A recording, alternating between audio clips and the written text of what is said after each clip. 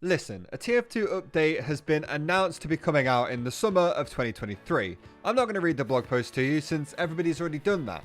But there is one thing specifically I want to happen in this update if there is anything bigger than maps and a crate.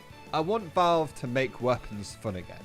Don't get me wrong, there are a lot of unlocks in TF2 that are still fun, but there has been a bunch of weapons in the past that have been nerfed or changed to remove the feature that made them unique and interesting in the first place, basically leaving a lot of classes to have to pick the stock option over any unlocks or risk being at an immediate disadvantage. The biggest victim of this is the Sandman, which used to be able to stun enemies if you hit them in the head with a baseball, and you would be running around with 15 less health than you normally would.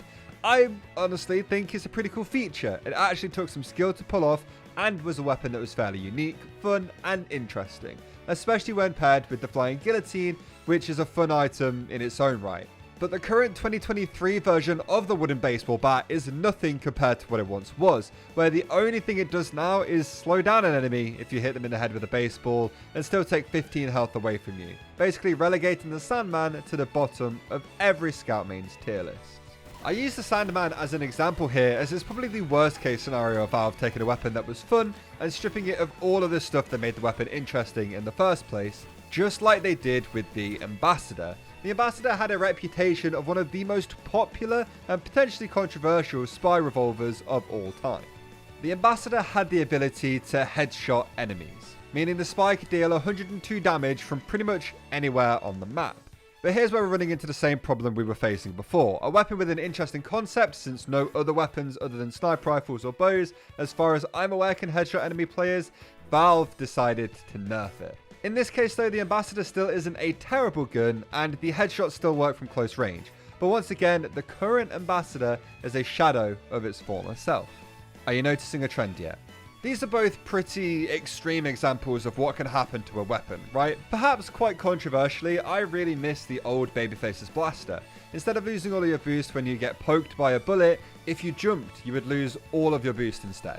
Sure, you're going to be running a lot faster than you normally would be, but jumping as a scout is a very big part of how you play all the time. So not having those is a big deal. Comparing that to the Babyface's blaster of today, if you take 25 damage, which, let's be honest, is really not a lot, you lose your entire boost, and you can't double jump. I thought at first these changes didn't sound too bad, and then I realized just how easily the Scout takes 25 damage from pretty much anything. My point is, the Babyface's blaster isn't unusable as it stands right now, just like a lot of these other weapons that have been nerfed in the past. They're not unusable weapons anymore. They're just really not as fun as they were before. I do understand the examples I've used are slightly more controversial weapons, and because I'm a scout player and I liked playing Ambassador Spy, I'm a little bit biased when I say I want these weapons back to how they were, but I know I'm not the only one sharing that sentiment. I've noticed that kind of since Jungle Inferno, which was the last update that gave us weapon balance changes, Valve have tried to balance a lot of weapons in that update. And in the instance where a weapon is nerfed, they've either gone too far and made the weapon almost useless, like they have with the Sandman, or when they have nerfed the weapon and attempted to keep like the unique feature of the weapon intact, a lot of the time those weapons end up feeling a little bit weird or something's not quite right with it. I really didn't want to go the whole video without saying this, but Valve don't always get it as horribly wrong as they did with the Sandman.